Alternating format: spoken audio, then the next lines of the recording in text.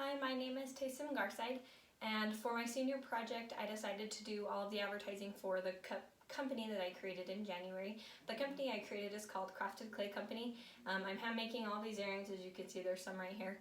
And for this company, I decided to build it from the ground up with their advertising. So I created the Facebook page and the Instagram page, as well as the Etsy page, so that we had somewhere to sell and market our products.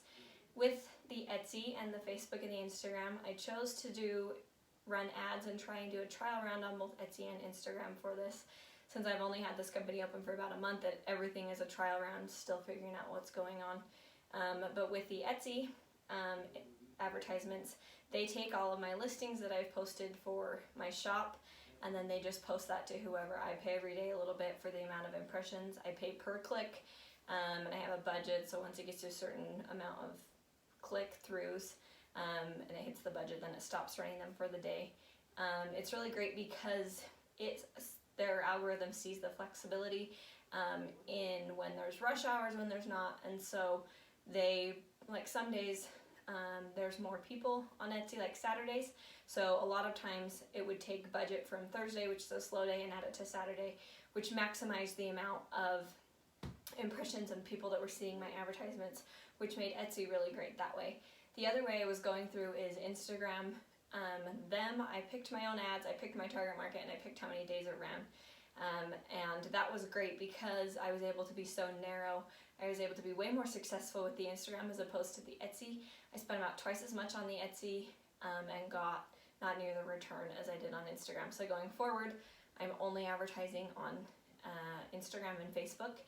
Facebook has been slow growing because I'm not as familiar with advertising through there. I've done advertising on Instagram in the past, and this was just time to fine-tune those skills. With advertising on Instagram and going forward with Facebook, I am going to keep with the brand colors, as you can see here, of that dark blue and that gold. I have tried to keep with those through all of the ads, whether it's the gold or the dark blue, keep with those so that I can keep a brand name so that it's recognizable as a brand going forward. With all of my advertisements, I've been able to see the success through knowing your audience. As I went through to start the Instagram, I followed a bunch of other accounts so that I could gain followers of people that were interested in other clay earrings or clay accessories. So I went through and found other shops that had the same thing as I did, followed all their followers, so I could watch the people in my feed and be able to see what they were looking for, what they wanted in their lives, and fine-tune my advertisements to them, which has been very successful. I've gotten a lot of orders from those, as well as a lot of impressions and click-throughs. My Instagram was much more successful than my Etsy, and I think it's due to the fine-tuned target market.